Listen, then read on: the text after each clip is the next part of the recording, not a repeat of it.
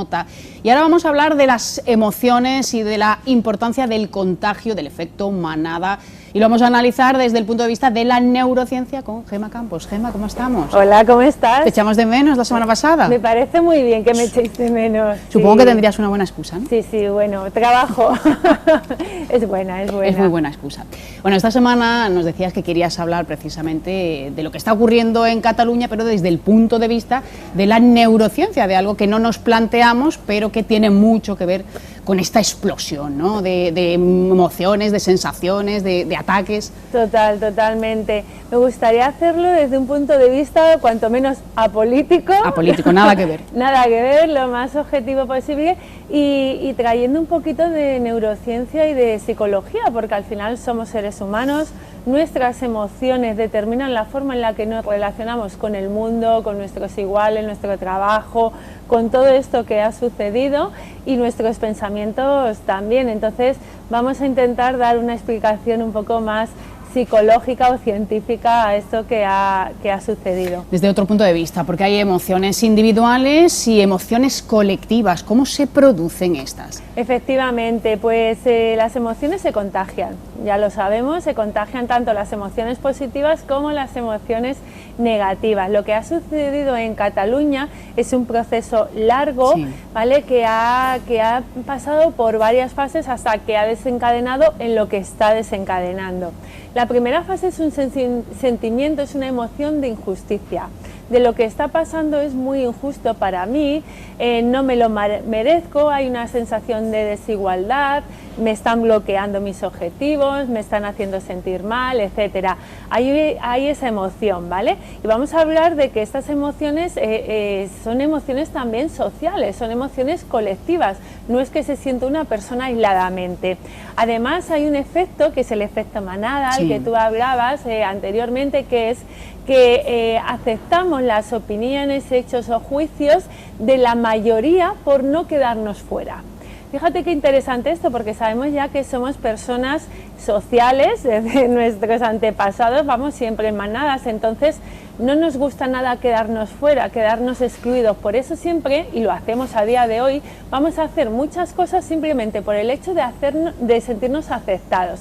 Hay un experimento de ARS que se hizo hace bastantes años a nivel de psicología para ver cómo ese contagio social influye en mis decisiones, ¿vale? Se basaba en que aparecía una línea y simplemente tú tenías que determinar qué líneas eran similares a la que aparecía. Bien, pues había un grupo de actores que elegían aquellas líneas que no eran iguales, es decir, continuamente estaban equivocándose, sí, pero claro, eran la mayoría. ¿Y qué sucedió? Que el 75% de los participantes que no eran actores elegían esa solamente por miedo a quedarse fuera. O sea, fíjate de qué forma ya incluimos aquello que está de moda, que la mayoría va a hacerse y demás, por lo cual cuanto más va creciendo este sentimiento independentista, más personas hay dentro de él, simplemente por este fenómeno va a aumentar las personas. Entonces tenemos efecto manada, sí, tenemos estas creencias, además de sentimientos pues de desigualdad, de injusticia, etcétera. Se va generando un estrés social, ¿vale? Un estrés social. Un estrés social. Y además, ¿qué es lo que pasa cuando hay un estrés social? Cuando estamos estresados, ¿qué sucede? Que la activación fisiológica aumenta, estamos en alerta, estamos preparados para atacar o huir, sí, ¿vale? Si no lo gestionamos. Sí, seguimos siendo animales. Efectivamente, estamos siendo animales, aumenta el sentimiento de frustración, etcétera. Y además hay otro efecto que se da, que es el efecto rumiante. Rumiante es decir, que estamos todo el día escuchando y viendo lo mismo, con lo cual el efecto manada aumenta, sí, el efecto rumiante va a hacer que el estrés social también aumente, y cuando hay mucho estrés, porque nos sentimos indefensos ante lo que está sucediendo, además que lo consideramos injusto, hay cero empatía normalmente también, pues que lo que pasa se desemboca en ira. Y la ira, fíjate que es una emoción básica, primaria, totalmente, que diferencia de la tristeza y otras emociones primarias, se da hacia los demás, es decir, tiene un componente muy social, ¿vale?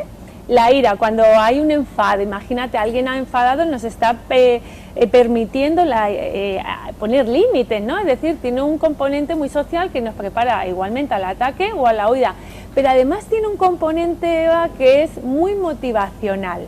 Cuando nos sentimos que alguien o alguienes nos está obstaculizando, nos está quitando lo que es mío, está intentando contra nosotros, la ira, ¿vale? Lo que hace es motivarnos más y decir, ¿perdona? Sí, nos retroalimentamos al final de ese sentimiento, claro, de esa rabia, de ese coraje. Efectivamente, pero la ira es que nos pone en acción, tiene un efecto motivacional brutal, muy potente. Muy potente. Entonces, además, no se enfoca hacia aquello que consideramos culpable de lo que nos está pasando. Sí. Hasta aquí, bien, ¿vale? Bueno, bien, entendemos esto. Ahora hay dos fases o muchas fases. Hay miles de alternativas, ¿vale? Puedo gestionar la ira de una forma u otra. Y hay una forma que es una conducta muy antisocial, ¿vale? Que la vamos a desencadenar en violencia. Es decir, cuando yo entiendo que una opción, una alternativa para manifestar esa ira es con la agresividad, sí, voy a ir con todos estos efectos que ya hemos visto hacia la violencia. Y además aquí, ¿qué más entra? Las neuronas espejos. Si yo estoy viendo, me contagio con tus sentimientos, con tus emociones, con tu forma de hacer, y voy a hacer exactamente lo que tú. Imagínate que vamos por un parque andando y vemos un conjunto de palomas, nos acercamos, hay una instantáneamente que sale huyendo, claro, sale volando con miedo, y automáticamente en 0, salen todas las demás detrás de esta paloma. Pues hasta aquí, efectivamente, al final son unas emociones mal gestionadas, afortunadamente es un grupo minoritario, ¿vale? Y la violencia atrae a la violencia. Sí, un grupo minoritario, pero al final tiene un eco impresionante, porque estas emociones al final tienen muchísimo peso y un contagio de una manera pues muy extrema, ¿no? Brutal. Porque además, efectivamente, también seguimos a esta violencia, es decir, no decimos, venga, no vamos a hablar de ella, vamos a pararla, vamos a bajar la intensidad, no. Seguimos incrementando con el efecto. Claro, y se va aumentando totalmente. ¿Por qué no se contagia la racionalidad, esta otra parte, cuando se habla de, bueno, y esa España silenciosa, ¿no? Esa parte que realmente no está de acuerdo, pero que tampoco se manifiesta? Sí, o aunque estés de acuerdo, ¿no? Pero gestionado de otra forma muchísimo más productiva. Al final estas emociones son las emociones primarias. ¿Y cuándo saltan las emociones primarias? Cuando mi parte racional del córtex es bloqueado, digamos. Entonces mi parte racional está bloqueada, no sirve, con lo cual saltan todas estas emociones.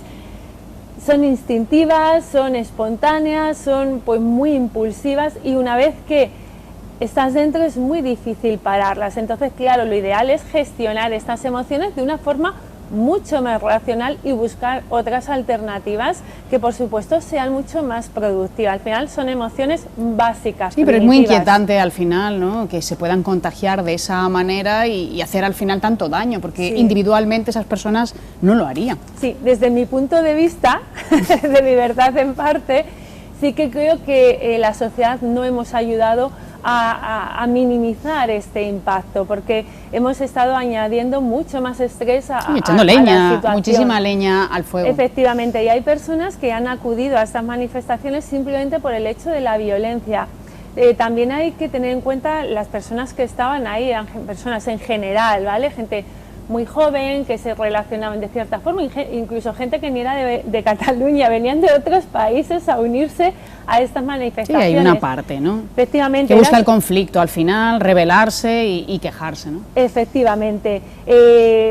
Quejarse, rebelarse, imponer sus criterios, preparados para el ataque, etcétera. Ahora, no es la mejor conducta. Si es algo además mantenido en el tiempo, y si estas personas en diferentes situaciones reaccionan de esta forma, que probablemente lo hagan, ¿vale? Porque no es algo a lo que estemos acostumbrados a reaccionar el ser humano, es decir, tenemos violencia, sí, tenemos ira, agresividad, pero no a esos niveles, no es lo normal, ¿vale? Pues probablemente si se repite en más ocasiones podríamos hablar de patologías, evidentemente.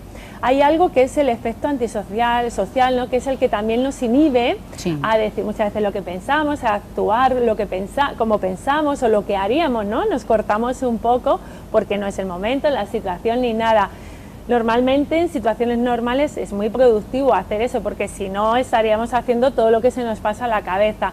Estas personas tienen ese techo social muy alto. Claro, el problema es que son muchas personas, ¿no? Influye en ello. Claro. Hemos dicho que no vamos a hablar de política, pero desde el punto de vista de la neurociencia, de la psicología, ¿cómo se le puede poner freno? ¿Qué herramientas se pueden utilizar al final para que el fuego vuelva a su sitio? Vale, pues hablamos siempre que el conflicto, la mejor solución hacia un conflicto es prevenirlo.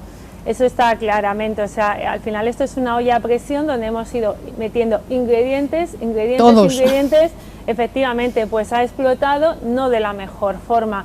Entonces, ahora que ha explotado, ¿qué hacemos? ¿Vale? ¿Cómo podemos hacer? Pues evidentemente buscar desde mi punto de vista, buscar un ganar-ganar, y ahí es necesaria totalmente la empatía. Ayer veía un programa referente a esto, donde decían, muy curioso, porque ambas partes en sus manifestaciones, ¿vale?, gritaban libertad, libertad. Fíjate qué curioso. Pidiendo lo mismo y estando totalmente en contra, ¿no?, de opiniones. Es decir, ¿qué entiendes tú por libertad y qué he hecho yo también para que tú no te sientas así? Pero ambas partes, pero claro, antes de nada debe de haber una intención de acercamiento y de buscar ese ganar-ganar y, por supuesto, crear estrategias conjuntas para beneficiar a las personas. Lo que pasa es que yo creo que estamos en un sentimiento ya de negociación, que es yo gano y tú pierdes, no hay otro. No, al final es perder, perder también, ganar es muy difícil, en este caso todos van a tener que renunciar a algo. Efectivamente, y ahora yo creo que estamos jugando a perder, perder, yo no gano pero tú tampoco, con lo cual no estamos generando ninguna postura constructiva. Salga bien o no salga bien, pero no lo estamos intentando. Hay un sentimiento que yo creo que está en ambas partes, que en el que tú y yo hemos hablado también, que es el del victimismo. Ambas partes nos sentimos víctimas de lo que nos está pasando y estamos ahí metidas en ese sentimiento. Hay que salir, hay que buscar cuál es nuestra parte de responsabilidad, porque aquí se está eximiendo totalmente y mucho más en estas personas de las que estamos hablando. Buscar cuál es mi parte de responsabilidad, porque solamente así puedo cambiar y buscar unas nuevas opciones. Sí, y la solución, por tanto, muy a largo plazo, ¿no? Sí, es a largo plazo. Si existe, no lo sé, pero sí que está claro de que si hay alguna solución, ambas partes tienen que querer buscarla. Sí, tener realmente la voluntad, ¿no?, más allá de la política, querer una reconciliación real. Y ayudarnos a gestionar mejor nuestras emociones en torno a esto, no alimentar emociones negativas y tan limitantes como es el odio, por ejemplo.